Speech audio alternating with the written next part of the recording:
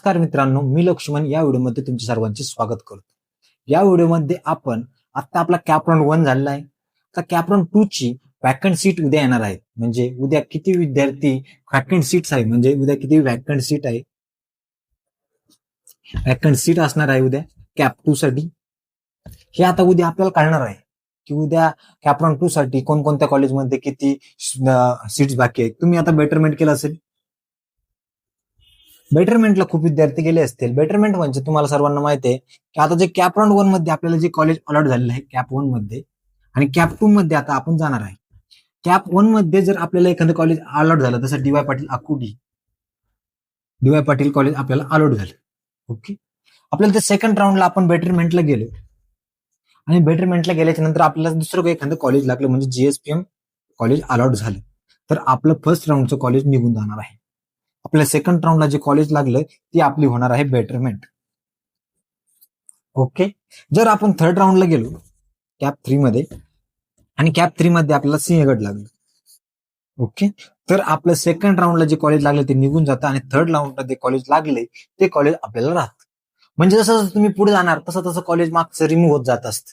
म्हणजे तुमची बेटरमेंट म्हणजे तुम्हाला सेकंड राऊंड मध्ये कोणतंही कॉलेज अलॉट झालं नाही, म्हणजे तुम्हाला as it D Y Patil पहिलं कॉलेज वापस दिसणार. दुसरं कोणतंही कॉलेज अलॉट झालं नाही तर तुम्हाला जे पहिलं कॉलेज होतं फर्स्ट राऊंड लागलं तेच दुसरं दिसणार. थर्ड राऊंडला गेल्यानंतर तुम्हाला कोणतंही कॉलेज अलॉट झालं नाही, तेच कॉलेज तुम्हाला फर्स्ट राऊंडला जे कॉलेज लागलं होतं तेच थर्ड राऊंडला दिसणार. फोर्थ राऊंडला गेल्याच्या नंतर तुम्हाला फोर्थ राऊंडला पण तुमची बेटरमेंट झाली नाही तर तुम्हाला फर्स्ट राऊंडला जे कॉलेज लागलं होतं तेच फोर्थ राऊंडला सुद्धा दिसणार आहे. ही असे प्रोसेस असणार आहे. तुम्हाला सेकंड राऊंड मध्ये कोणतेही कॉलेज लागलं नाही, थर्ड राऊंड मध्ये पण लागलं नाही, फोर्थ राऊंड पण लागलं नाही, जे फर्स्ट राऊंडला कॉलेज आहे ते तुम्हाला पुढे भेटेल. जर तुमची ऍज अ कंडिशन आता फर्स्ट राऊंड झालाय त्यामध्ये तुम्हाला कोणतंही कॉलेज अलॉट झालं नाही, त्याची एक कंडिशन आहे ती एक बघू आपण कसं असतं. जर कॅप 1 मध्ये तुम्हाला कोणतंही कॉलेज अलॉट झालं नसेल तर तुम्हाला कॅप 2 मध्ये जाता येणार का? तर 100% तुम्हाला कॉलेज कॅप 2 मध्ये जाता येणार. ओके, कॅप 2 मध्ये जे कॉलेज लागणार आहे ते तुमचं कॉलेज लागणार आहे, ते तुम्हाला थर्ड राऊंडला पण आणि फोर्थ राऊंडला पण तेच दिसणार आहे. असं नाही की तुम्हाला फर्स्ट राऊंडला कोणतेही कॉलेज लागलं नाही आता सेकंड राऊंडला पण लागणार नाही. तुम्ही जे ऑप्शन फॉर्म फिल केलेला आहे ऑप्शन फॉर्म, त्यामध्ये तुम्ही जे कॉलेज टाकलेले आहेत, म्हणजे तुम्ही 50 कॉलेज टाकले समज, ओके, सीओपी बसून असे तुम्ही 50 कॉलेज टाकले शेवटपर्यंत, त्यापैकी तुम्हाला कोणतेही कॉलेज अलॉट झालं नाही तर सेकंड राऊंडला असं करायचं आहे, जे आपण कॉलेज लिस्ट तयार केलेली आहे, म्हणजे आपण लिस्ट असणार आहे, त्या लिस्टमध्ये आपलं इथं सीओपी असेल, पीआयसीटी असेल, ओके, थर्डला डीवाय पाटील असेल समजा, ओके, फोर्थला आपलं जीएसपीएम असेल, आणि इतक्या कॉलेज टाकून सुद्धा आपल्याला कोणताही कॉलेज अलॉट झालं नसेल तर आपल्याला खाली आपली लिस्ट वाढायची. ओके, 7, 8 असे खूप सारे जेवढे आपल्याला लेंथी, म्हणजे आपलं जर 80% तुम्हाला असेल आणि तुम्हाला कोणताही कॉलेज अलॉट झालं नसेल तर तुम्हाला सध्या फर्स्ट राऊंडचा कट ऑफ बघून तुम्हाला 70% वरती ज्या विद्यार्थ्यांना कॉलेज अलॉट झाले तिथपर्यंत तुम्हाला ही लिस्ट एक्सटेंड करायची आहे. असं नाही की तुम्हाला 80% आहे म्हणजे 80% लोक तुम्हाला लिस्ट तयार करायची नाही, 70% लोक तुम्हाला तुमची लिस्ट एक्सटेंड करायची पुढे. त्यावेळेस तुम्हाला सेफ खेळू शकता तुम्ही.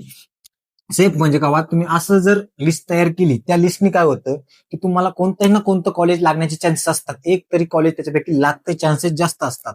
ओके, जर सीएसआयचा कट ऑफ जास्त जात असेल तर तुम्ही ईएनटीसी सारख्या ब्रँचेस सुद्धा टाका, कारण की एखादं कॉलेज आपल्याला लागणं फर्स्ट राऊंड किंवा सेकंड राऊंड मध्ये खूप महत्वाचं असतं.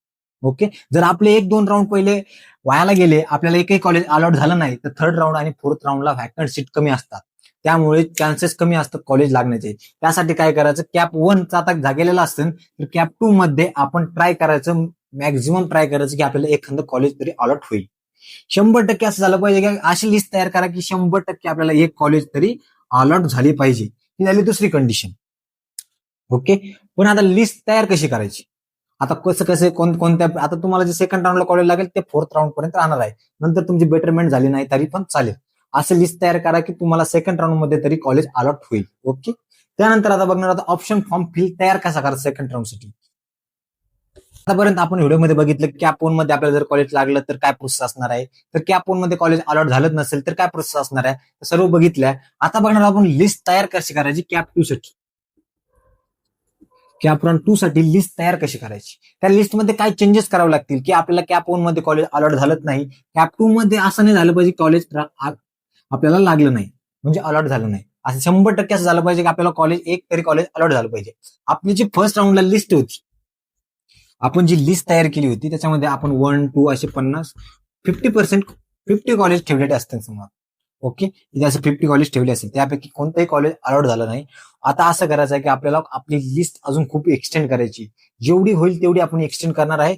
आणि आपल्या पर्सेंटाईल पेक्षा, म्हणजे आपल्याला जर 80% असेल, ओके, आपल्याला 80% तर आपली लिस्ट किती आपले कॉलेज असले पाहिजे. जसं समज आता 80% वरती जे कॉलेज असतात ते आपले असतात लिस्ट मधात ठेवायचे. कुठं समज आता 3 बॉक्स असणार आपल्या लिस्टमध्ये,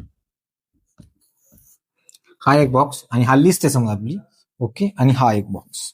ओके, ज्या लिस्टचा आपला पहिला पार्ट असेल त्या पार्ट मध्ये आपल्याला 80+ म्हणजे 85 टू 90 वरती जे कॉलेज अलॉट होतात ते कॉलेज इथे ठेवायचे आपल्याला पार्ट 1 मध्ये. इथे काय ठेवायचं, 85 टू 90 वाले. ओके, आणि इथं सेफ म्हणजे आपल्याला लागणार आहे ते कॉलेज, आणि आपले टार्गेटेड कॉलेज असतं, टार्गेट केलेले कॉलेज इथं ठेवायचं सेकंड पार्ट मध्ये. याच्यामध्ये कुठून ठेवायचे, 85 टू आपल्या 80% तर 80%च्या मागं 78% पर्यंत आपल्याला कॉलेज त्याच्यात ठेवायचे आहे. ओके, 85 टू 78% पर्यंत जे असे कॉलेज ठेवायचे की याच्यामध्ये येणार आहेत. ओके, आणि थर्ड असे ठेवायचे की ते 78च्या खाली असते. ओके, पुढपर्यंत 70% पर्यंत आपण ठेवू शकतो. अजून पण एक्सटेंड करू शकता, कारण की लिस्ट वाढल्याने काही फरक पडत नाही. कॉलेज लागणं महत्वाचं आहे.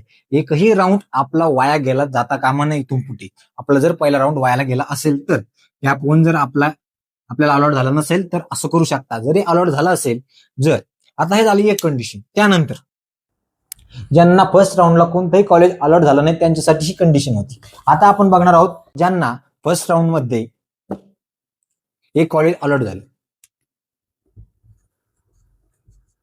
जे डी.वाय. पाटील. ओके, तुम्हाला फर्स्ट राऊंडला डी.वाय. पाटील कॉलेज अलॉट झालं. सेकंड राऊंड साठी लिस्ट कशी तयार करायची तेच खूप महत्वाचं आहे. आपण हे एक बघितलं, आपण याच्यात फंडा बघितला की ज्यांना फर्स्ट राऊंड मध्ये कोणतेही कॉलेज अलॉट झाले नाही त्यांच्यासाठी कशी लिस्ट तयार करायची. आता ज्यांना फर्स्ट राऊंड मध्ये डी.वाय. पाटील कॉलेज अलॉट झाले त्यांच्यासाठी कशी लिस्ट तयार करायची, लिस्ट कशी बघायला. आता समज तुमची अशी लिस्ट असेल, समज 20 नंबरला डी.वाय. पाटील कॉलेज आहे. ओके, आता डी.वाय. पाटीलच्या नंतर पण खूप सारे कॉलेज असणार आहे, 22, 23, 24, 25, 26. ओके, इथं जीएसपीएम आहे, इथं सिंहगड आणि नंतर अशी हे पूर्ण ते कॉलेज आहे, अशी तुमची लिस्ट असेल. ओके, जर कॅप राऊंड 1 मध्ये तुम्हाला 20 नंबरचा तो पेपर्स लिस्ट असेल तुमच्या त्या 20 नंबरला डी.वाय. पाटील कॉलेज होतं, ते तुम्हाला अलॉट झाले आहे. त्यानंतर काय करायचं आहे, कॅप 2 मध्ये जर कॅप 2 जे आपल्याला आता लिस्ट तयार करायची आहे, तर जे आपल्याला कॉलेज अलॉट झालं आहे त्या कॉलेजच्या खाल्ले कॉलेज, म्हणजे जे खाल्लेले कॉलेज असेल जीएसपीएम, सिंहगड, नूतन, हे कॉलेज आपल्या लिस्ट मधून काढून टाकायचे. ओके, आपली आता सेकंड राऊंड साठी लिस्ट ही 20 नंबर लोकच असणार.